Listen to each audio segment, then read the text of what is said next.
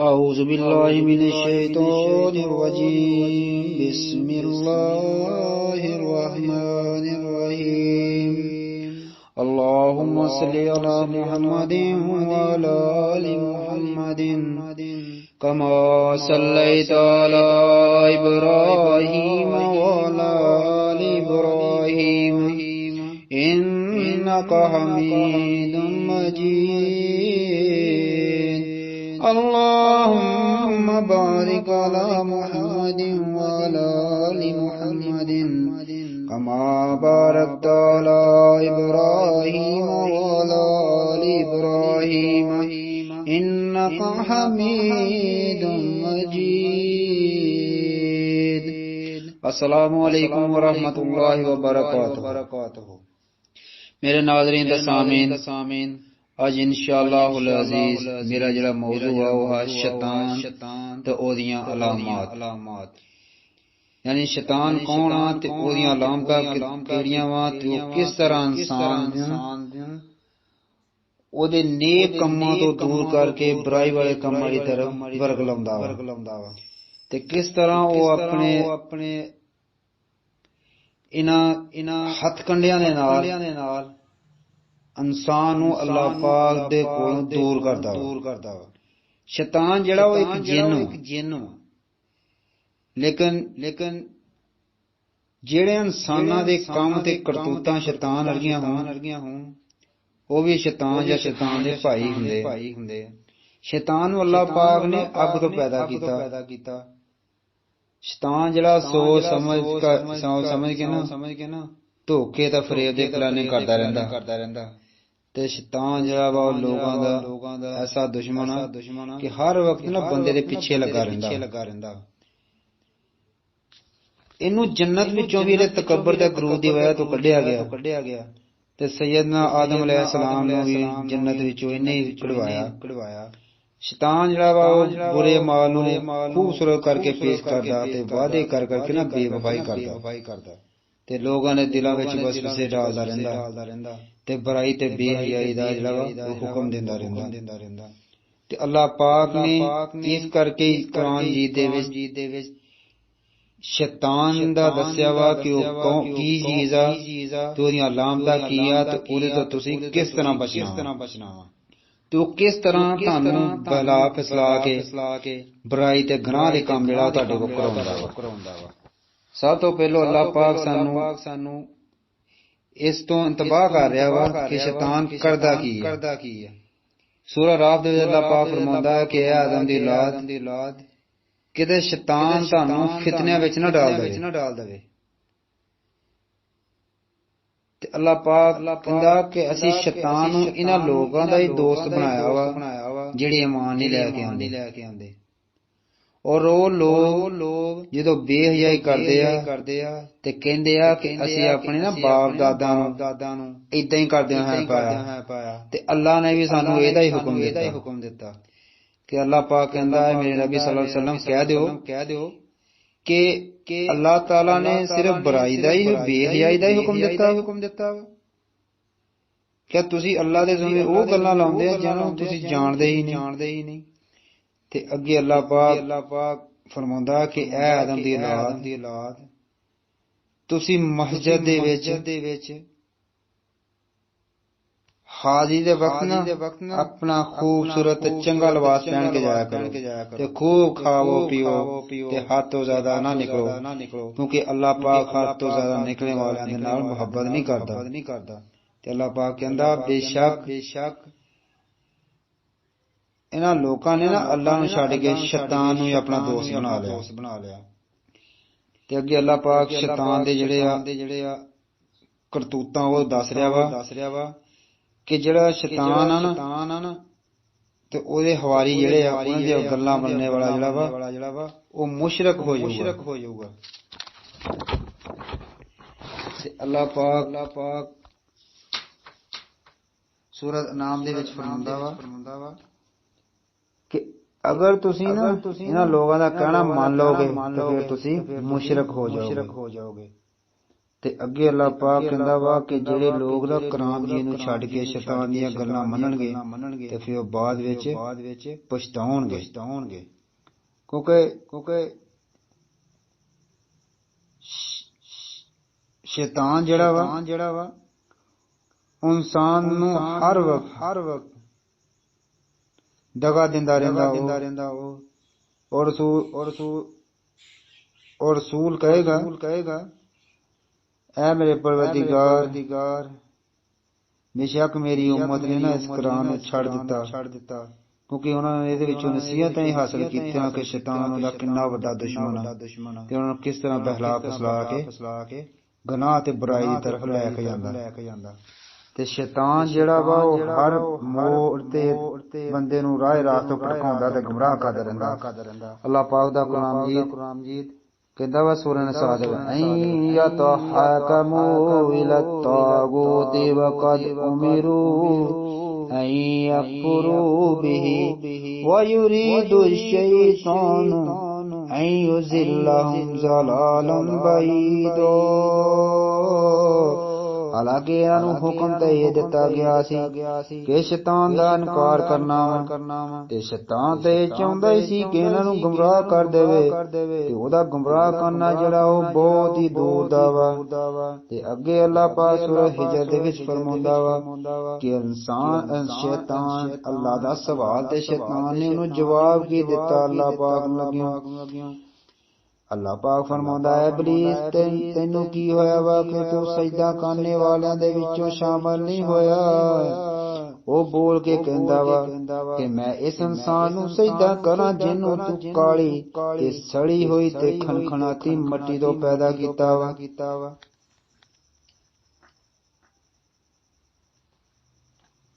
ਤੇ ਅੱਗੇ ਅੱਲਾਹ ਪਾਕ ਜਿਹੜਾ ਸ਼ੈਤਾਨ ਦੀਆਂ ਕਿਆਸ ਰਾਈਆਂ ਜਿਹੜੀਆਂ ਉਹ ਦੱਸ ਰਿਹਾ ਵਾ।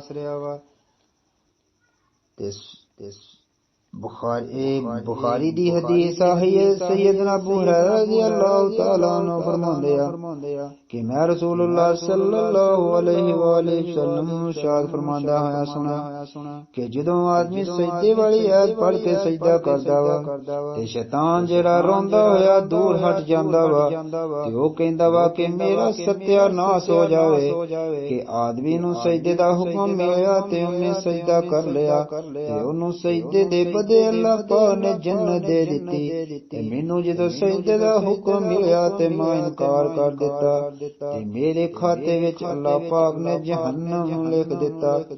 ਤੇ ਜਿਹੜਾ ਇਬਲੀਸ ਆ ਉਹ ਇੱਕ ਜਿੰਨੀ ਆ। ਅੱਲਾਹ ਪਾਕ ਸੂਰਤ ਕਾਫ ਦੇ ਵਿੱਚ ਫਰਮਾਉਂਦਾ ਵਾ ਉਹ ਜਦੋਂ ਅਸੀਂ ਫਰਿਸ਼ਤਿਆਂ ਨੂੰ ਹੁਕਮ ਦਿੱਤਾ ਕਿ ਤੁਸੀਂ ਆਦਮ ਨੂੰ ਸਜਦਾ ਕਰੋ ਤੇ ਸਵਾਏ ਇਬਲੀਸ ਦੇ ਸਾਰਿਆਂ ਨੇ ਸਜਦਾ ਕਰ ਲਿਆ ਕਿਉਂਕਿ ਉਹ ਜਿੰਨਾਂ ਦੇ ਵਿੱਚੋਂ ਸੀ। ਤੇ ਇਬਲੀਸ ਨੂੰ ਅੱਲਾਹ ਪਾਕ ਕਹਿੰਦਾ ਵਾ ਅਸੀਂ ਅੱਗ ਤੋਂ ਪੈਦਾ ਕੀਤਾ ਤੇ ਸੂਰਤ ਅਰਾਫ ਦੇ ਵਿੱਚ ਅੱਲਾਹ ਪਾਕ ਫਰਮਾਉਂਦਾ ਵਾ قال أنا خير منه خلقتني من نار وخلقته من طين।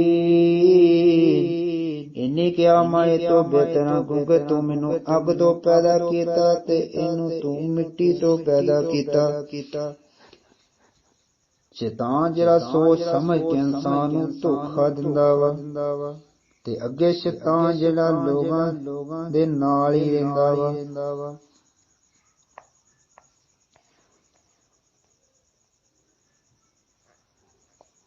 ਕਿਉਂਕਿ ਅੱਲਾਹ ਪਾਕ ਕਹਿੰਦਾ ਸੀ ਕਹਿ ਦਿੱਤਾ ਸੀ ਕਿ ਤੂੰ ਇੱਥੋਂ ਉਤਰ ਜਾ ਤੇ ਜਾਓ ਤੁਸੀਂ ਅੱਜ ਤੋਂ ਬਾਅਦ ਜਿਹੜਾ ਤੂੰ ਤੇ ਆਦਮ ਦੀ ਔਲਾਦ ਇੱਕ ਦੂਸਰੇ ਦੇ ਦੁਸ਼ਮਣ ਇੱਕ ਵਕਤ ਮੁਕਰਰ ਤੱਕ ਤੁਸੀਂ ਜ਼ਮੀਨ ਵਿੱਚ ਰਹੋ ਤੇ ਉੱਥੋਂ ਫਾਇਦਾ ਚੁੱਕੋ। ਤੇ ਅੱਗੇ ਅੱਲਾਹ ਪਾਕ ਕਹਿੰਦਾ ਸ਼ੈਤਾਨ ਜਿਹਦਾ ਰਸੂਲਾਂ ਦਾ ਤੇ ਸਾਰੇ ਬਨੀ ਆਦਮ ਦਾ ਵੀ ਦੁਸ਼ਮਣ। ਸੂਰਤ ਨਾਮ ਦੇ ਵਿੱਚ ਅੱਲਾਹ ਪਾਕ ਫਰਮਾਉਂਦਾ ਹੈ ਔਰ ਇਸੇ ਤਰ੍ਹਾਂ ਅਸੀਂ ਹਰ ਨਬੀ ਦੇ ਦੁਸ਼ਮਣ ਬਹੁਤ ਸਾਰੇ ਸ਼ੈਤਾਨ ਪੈਦਾ ਕਰ ਦਿੱਤੇ, ਕੁਛ ਆਦਮੀ ਤੇ ਕੁਛ ਜਿੰਨ। ਤੇ ਅੱਗੇ ਅੱਲਾਹ ਪਾਕ ਕਹਿੰਦਾ ਵਾ ਸ਼ੈਤਾਨ ਜਿਹੜਾ ਵਾ ਬੁਰੀਆਂ ਗੱਲਾਂ ਦੀ ਤਰਫ इंसान नूं तरगीब दिंदा वा। सूरह बकरा विच अल्लाह पाक फरमांदा इन्नमा यअमुरुकुम बिस्सूई वल फहशाई, क्योंकि शैतान ते तानू सिर्फ बुराई ते बेहयाई दा ही हुक्म दिंदा वा। ते अगे अल्लाह पाक दूसरी जगह फरमांदा वा मैं यत्तबि खुतुवाति शैतानी फइन्नहु यअमुरु बिल फहशाई वल मुनकर। या शैतान इंसान दा बदतरीन दुश्मन। वमन यकुन शैतानु लहू करीनन फसाअ करीना। अल्लाह पाक कहंदा जिस तरह जेदा हमनशीन ते साथी शैतान होवे ते ओह एदा सब तो बदतरीन साथी है। ते शैतान जेड़ा हर तरफों इंसान दे उत्ते वार करदा वा। ते अल्लाह पाक सूरह रात दे विच फरमांदा वा फिर इन्हां उत्ते वो हमला करूगा ते इन्हां दे अग्गों दी ते इन्हां दे पिछों दी, इन्हां दी दाईं तरफों ते इन्हां दी बाईं तरफों। और इन्हां विचों अक्सर जेड़े आ ओ शुक्रगुजार नहीं होणगे।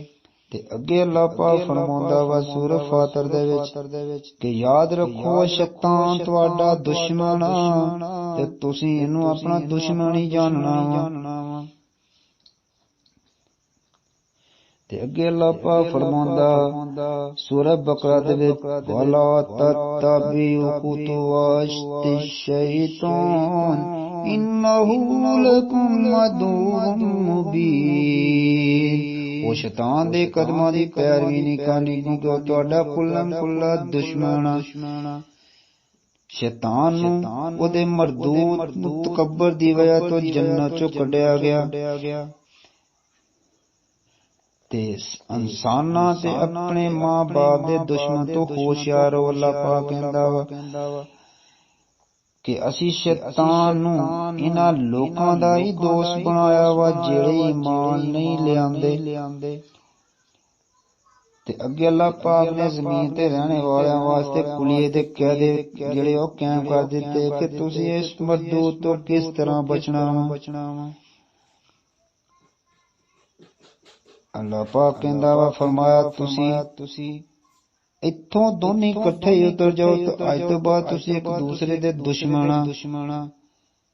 हाँ जेड़ा मेरी जात तो रूह गंदा नहीं करूगा तो मैं ओदी जिंदगी भी तंग कर दूंगा ते ओनू बेरोज़े क़यामत अंधा करके उठाऊंगा। ते ओदा एदी पैरवी करने वाला जेड़ा वा गुमराह हो जाऊगा। ते जदों गुमराह हो जाऊगा ते ओ तकलीफ विच पै जाऊगा। ते जेड़े अल्लाह दे मुखलस बंदे आ ओ शैतान दे उन्हां ते शैतान दा वार नहीं चलदा। अल्लाह पाक फरमांदा वलक़द सदक़ अलैहिम इब्लीस ज़न्नहु फत्तबऊहु इल्ला फरीक़न मिनल मुमिनीन वमा कान लहु अलैहिम मिन सुल्तान। अगे अल्लाह पाक फरमांदा इल्ला इबादक मिनहुमुल मुखलसीन। शैतान कहंदा वा तेरे जेड़े नेक बंदे आना तो अलावा मेरा सारियां उत्ते ही जेड़ा वा ओ कम चल जाऊगा।